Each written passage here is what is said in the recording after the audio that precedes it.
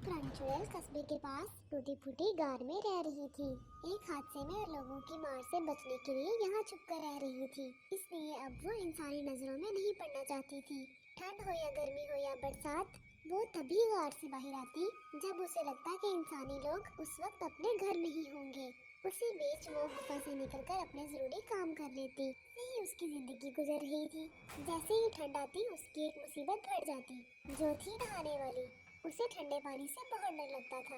जैसे जैसे ठंड बढ़ती जाती, उसका जिस्म अकड़ता रहता कि बर्फ जम जाती।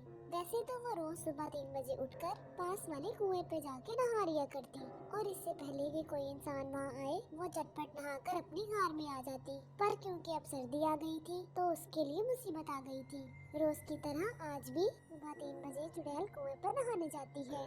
अरे बाप रे, कितनी ठंड पड़ रही है। मेरा तो दिल ही नहीं कर रहा नहाने का। लगता है कश्मीर शिमला सब यही उठ के आ गया हो। खुदा जाने लोग कैसे रोज नहा लेते हैं, वो भी इतनी ठंड में। ना बाबा ना, मेरे बस की बात नहीं है रोज नहाना। तो मेरे नहाने का मुहूर्त तभी निकलेगा जिस दिन धूप आएगी, या फिर सीधा गर्मियाँ आएंगी तब। चुड़ैल नहाने के लिए कुएं के पास गई तो थी, और उसने एक बाल्टी पानी भर के भी निकाल दिया था। पर जैसे ही उसे ठंडे पानी से भरी बाल्टी में अपनी एक उंगली डबोई, उसकी सिटी बिटी गुल हो गई। आज फिर वो बिना नहाए ही वापस अपनी गुफा में आ गई। ठंड से कुरकुराती हुई वापस अपनी रजाई में घुस गई और सो गई। धूप सर पर चढ़ आती है। दोपहर के 12 बज जाते हैं, तब चुड़ैल की नींद भूख से खुलती है। अरे वाह, ये ठंड के मौसम में हल्की हल्की धूप की किरणें, कितना अच्छा लग रहा है। काश कि सुबह नहाने के वक्त भी धूप ऐसी ही रहा करे। पर ये तो हो ही नहीं सकता ना, क्योंकि सूरज तो अपने वक्त पर ही निकलेगा, और इस वक्त मैं बाहर जा नहीं सकती। ऊपर से भूख भी बहुत लग रही है। फिर चुड़ैल कुछ फल खाकर अपनी भूख शांत करती है और रात होने का इंतजार करने लगती है। क्या करूं, मैं तो अब बोर होने लगी हूँ। रोज के रोज पूरा दिन गार में घुसे रहूं। इधर चिंटू की मम्मी उसे 1 घंटे से आवाज लगा रही थी। अरे चिंटू, कब से पानी गर्म हो रहा है? आके नहा ले अब तो। यह पूरा हफ्ता ऐसे ही निकालना है बिना नहाए। खुदा जाने मैंने कैसे कर्म किए थे, जो ऐसी निकम्मी औलाद मिली मुझे। अरे मम्मी, क्यों चीख रही हो? अभी 5 दिन तो हुए हैं बिना नहाए। संडे तो नहीं आया ना अभी। नहा लूंगा पूरा हफ्ता होने से पहले। ना कहकर वो वापस अपने कमरे में जाके रजाई में घुस के फोन चलाने लगता है। फिर रात हो जाती है। चलो अब तो 11 बज ही गए हैं। वैसे भी इतनी ठंड में कौन बाहर रहेगा अपनी कुल्फी जमाने को। चलो अब चल के बाहर का नजारा देखा जाए।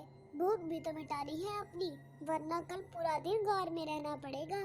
छुपती छुपाती लोगों की नजरों से चुड़ैल सुनसान सड़क पर शिकार का इंतजार करती है। वो देखती है कि एक साइकिल पे कोई जा रहा होता है। सर कालो खटिया जाड़ा लगे, सर कालो खटिया जाड़ा लगे, जाड़े में बलमा प्यारा लगे।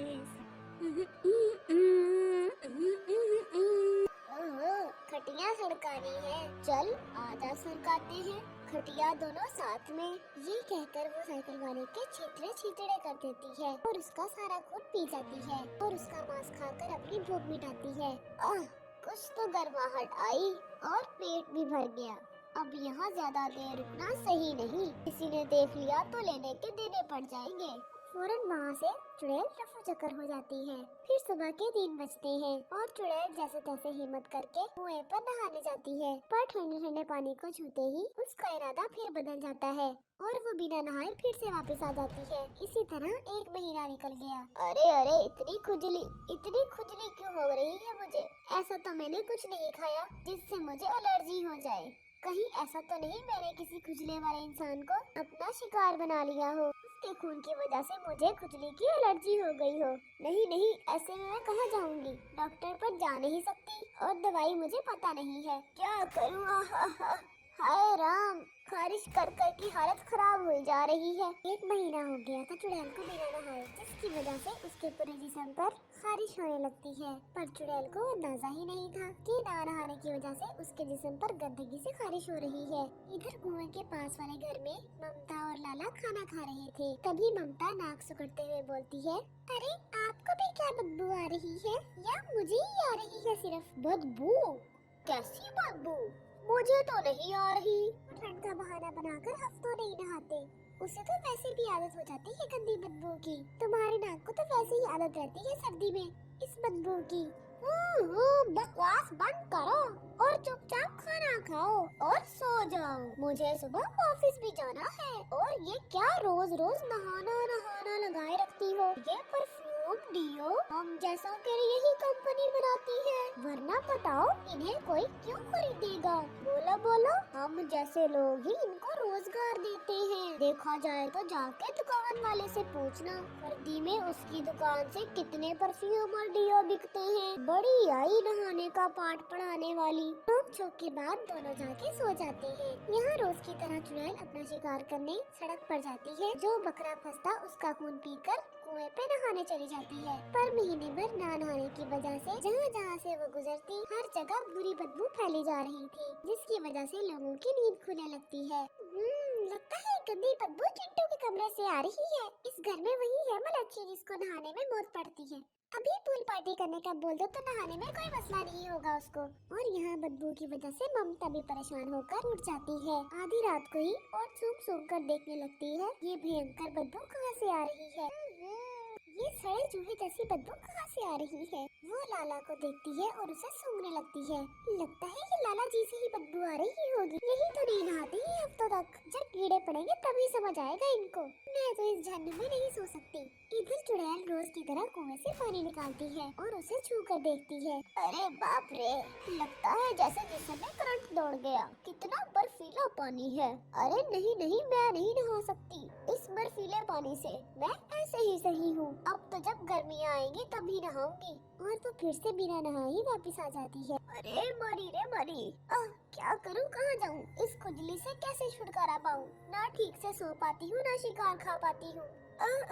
दोनों हाथ तो खुजाने में ही मसरूफ रहते हैं। क्या करूँ मैं, क्या करूँ? बेहाल परेशान चुड़ैल गुफा में ही लूटती पुटती रहती है कि तभी उसे कुएं के पास से किसी की आवाज आती है। अरे अभी तो सूरज भी नहीं निकला, इतनी सुबह कौन आज कुएं पे आया हुआ है? इधर कुएं पे ममता पानी भरने आई होती है। कुछ भी हो जाए आज तो मैं लाला जी को नहला कर ही रहूंगी। तो अपने मायके चली जाऊंगी। इतनी बदबू मैं नहीं बर्दाश्त कर सकती।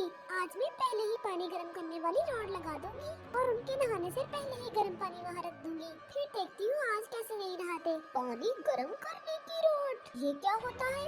लगता है इसका पति भी नहीं नहाता है रोज, तभी परेशान हो रही है ये। चल के देखो तो सही भला ये किस जादू की बात कर रही है। फिर चुड़ैल चुपके चुपके ममता के पीछे जाती है और ममता को पानी की बाल्टी में रोड लगाता देखती है। 15 मिनट में पानी गर्म हो जाता है। ममता लाला जी को गर्म पानी से नहाने का कहती है। मेहरबानी होगी तुमकी मुझ पे, जो नहा लो आज। पूरे गाँव में बदबू फैला रखी है। देखो अभी भी कितनी बदबू आ रही है। ममता को पता ही कि वो बदबू चुड़ैल से आ रही है, ना कि लाला की। लाला गर्म पानी से नहा के आता है बिना कोई नखरे किए हुए। तो ये बात है। क्यों ना मैं भी इस रोड को आजमा कर देखूं। अरे पर गार में तो बिजली ही नहीं है, पानी गर्म कैसे होगा? फिर चुड़ैल किसी भी तरह से ममता के घर में ही उस रोड से पानी गर्म करती है और गर्म पानी की बाल्टी लेकर गार में चली जाती है। फिर गार के अंदर ही नहाती है। अरे वाह, आज तो सच में मजा आ गया। ये कैसा जादू है इंसानी लोगों के पास, जिस पर ठंड में भी नहाने में गर्मी वाले मजे। आज महीनों बाद नहाकर कितना मजा आ रहा है और कितना सुकून मिल रहा है। तभी चुड़ैल नोटिस करती है कि उसकी खुजली भी बंद हो गई है। लगता है ना नहाने की वजह से ही खुजली हुई थी। अब ऐसा कभी नहीं करूँगी। अब चुड़ैल हर 2-4 दिन में छुपके किसी न किसी इंसानी घर से रोड से पानी गर्म करके लाती और नहाती। अब वो ठंड में भी नहाने लगी थी।